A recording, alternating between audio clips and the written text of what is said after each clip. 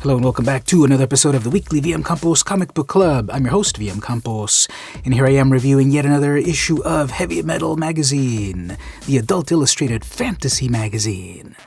This is an early issue from May 1978. It's actually the 14th published issue in the US. The history of heavy metal is, of course, long and interesting. It originally began in France as Metal Hurlant, and then launched in 1977 in the US. So let's look at this early issue with a special attention to the amazing art. And it starts off right here, very amazing on the cover. This bio-techno-organic warrior thing made by Druillet with these beautiful colors, greens and blues contrasting with reds, cool tones versus warm tones. This is one of the rare early covers that didn't have a sexy lady to catch your attention. Instead, you've got some amazing, sexy warrior, soldier thing, grotesqueness going on. Good enough for me. All right, inside. First of all, we see an Animal House, National Lampoon's Animal House movie poster that was highly controversial for one main reason. And check out this slogan, "We can do anything we want, we're college students." With the relevant information, a comedy from Universal Pictures that will escape sometime this summer. List of everyone there, and plus a cast of 4,623 other very funny people. When was the last time you saw Animal House yourself? Tell me in the comments. All right, then we've got an ad over here. Not every man can handle Metexa. So here we have this Greek liqueur being held by yet another one of these biomechanical android people things. And they just don't make ads like this anymore, right? That they're fun and fantastical and they're selling a product. Here's some recent letters. Pause it, read these on your own. There's a few more on page 55, but yep, good point, Jeff. Contents, pause that, check out what's available on this particular issue. And I did say this is the 14th issue of Heavy Metal, but it's volume 2, number 1, technically. They were changing the volume numbers every year, I believe, and some weird years happened once in a while. Okay, so volume 2, number 1, or issue number 14, trust me, May 1978. Gotta love these old Moondance Productions advertisements for various fantasy posters. Do you need a Frazetta poster or 2 or 3? They're all right here for you. As well as LP records and albums. Those were the good old days. A bit of an editorial. Once again, pause it, read it on your own to get a glimpse of what the state of things was back in 1978. Our first bit of art is this beautiful black and white piece. Let's get a close-up of it, where we've got, on the one hand, very simplistic artwork, just a few brushstrokes here, but every line is part of a whole that creates this interesting, grotesque, sci-fi creature. And this is, of course, by Moebius. The economy of line is breathtaking. We have Claire Bretasher in her book here from National Lampoon. Cartoons, comics, and satire. $5.95 per copy. Moving on to the main story, Going to Pieces. This is a beautiful piece where it's in full color, but kind of in these pastel tones that are very ethereal. And it starts off as a wordless piece, which was pretty cool because many of the early heavy metal pieces were imported from European creators. So if you were able to tell the story without any words in any particular language, all the better. A beautiful surrealistic story then proceeds here with a little bit of text once in a while. And then we get to the super surrealism of it all, where we really see the name of the story coming to life, Going to Pieces. I'm sure there's a phobia for the name of what happens when of becoming cubes and going to pieces. Next up is a black and white piece. This one's very wordy. The art is good, very detailed. It's not that cluttered black and white that can often happen with some of the lesser black and white stories out there, those that do not have a control of the medium. Black and white, after all, is more effort. to create textures and the scenery, and it can really go astray.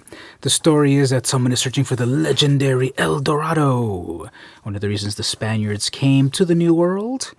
And so the character here is continuing his quest for El Dorado, and he has found it. The El Dorado Hilton. Womp womp.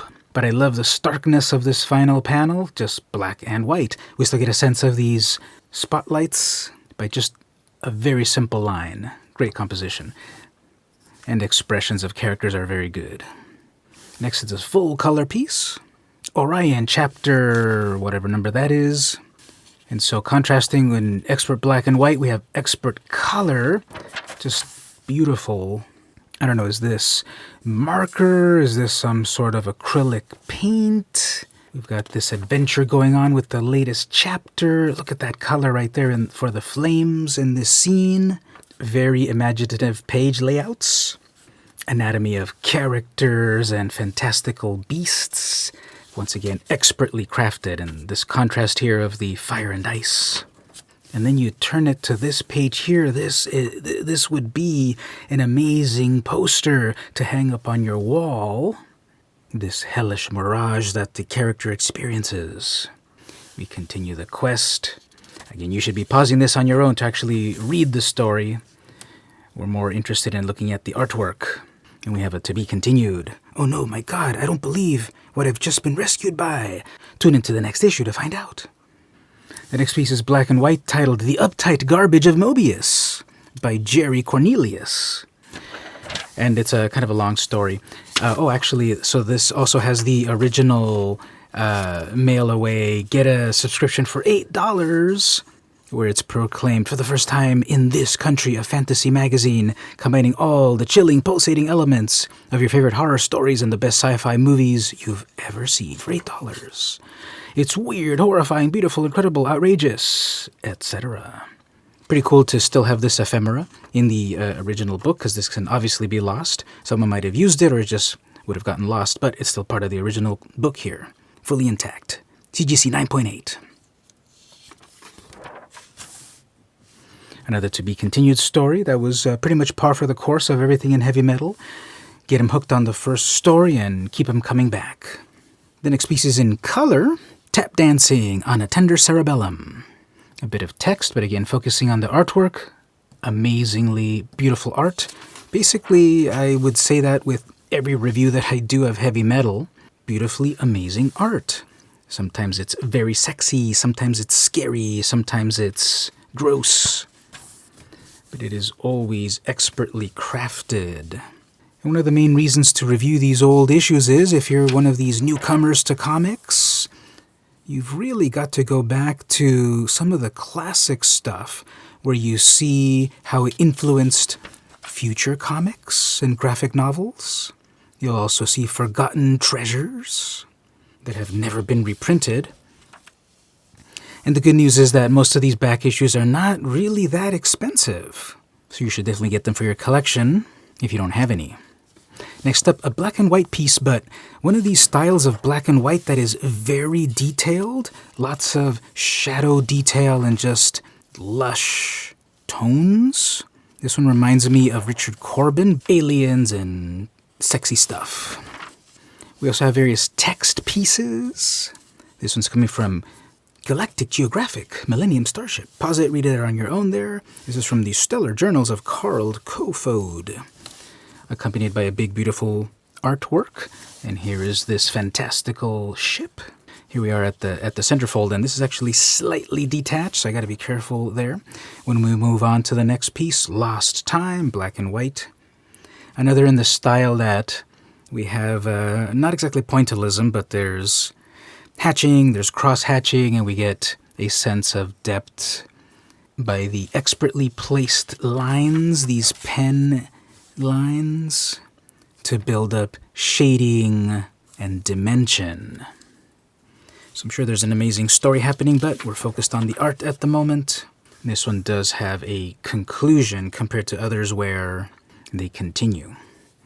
Got another bit of letters here. Read that on your own. And we're mentioning the previous issues of Heavy Metal as collector's items, such as Heavy Metal #1 from April 1977. coming up to our latest issue. Basically $5 to get the first issue, back issue. In addition to the main magazine they published, they also did these graphic novels, such as Psycho Rock, Arzak, Candace at Sea, Conquering Armies, Ulysses Part 1, and Is Man God? Various prices each, various dimensions each. This one's 11 by 9 and only $3.95. Amazing. I always enjoyed that about heavy metal, that not only did they have their main magazine, but they also published these other graphic novels and the like. I believe they were the ones responsible for publishing the Aliens graphic novel. Here's a big wall of text. Pause it, read it on your own.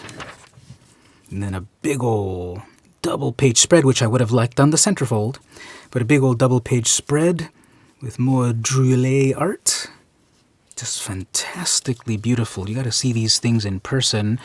It doesn't do it justice. Even if this video were 4K, you've got to see this art for yourself in person, and you've got to hold this yourself. Here's a double-page spread, but in a vertical orientation, just giving an epic grandeur to the scene. And these colors, the greens and the reds, that contrast. Again, doesn't quite fit on camera, but just an epic painting. However this was made, I can kind of see a little bit of splatter over here, which might give away how it was made. Maybe airbrush? That feels like it would be airbrush. Feast for the eyes. Every single page.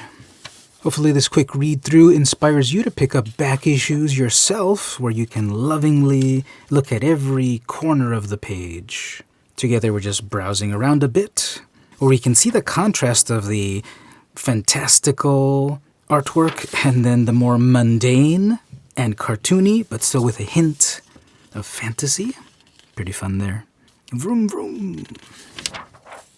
Got some fantasy art books. Frank Kelly Freeze, Gustav Klimt, Abdul Clarwin, and more. Another black and white piece with the mundane, real-world stuff, which then becomes fantastical. The day the city crossed the threshold. And so basically it's magical realism in a very cinematic style. This one verges a little bit more on the leaning towards cluttered black and white compared to the other two, but still done very well so that it just doesn't feel amateur. We've got an episode of Barbarella, which of course completes the pastiche of heavy metal. Did you ever see the Barbarella movie? Or read the Barbarella comics? She's still around, of course, being published over at Dynamite, with about 9,000 variant covers. But here's an early example of her exploits. To be continued. Another advertisement to subscribe. And with beautiful art like this, I must. A black and white piece that is predicting 1996. The far-flung future of 1996 as per the eyes of 1978. Basically, everyone's semi-illiterate, so I think they predicted things all right.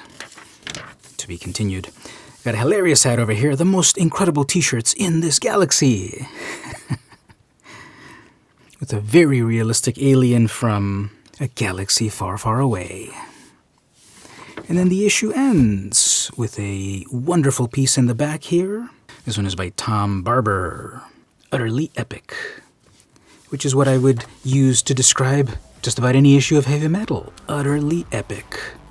So I hope you enjoyed this browse through issue number 1, volume 2 from May 1978 of the Adult Illustrated Fantasy Magazine. Don't forget to like, subscribe, share, ring the bell, battle the Minotaur, do all that good stuff. Leave a comment.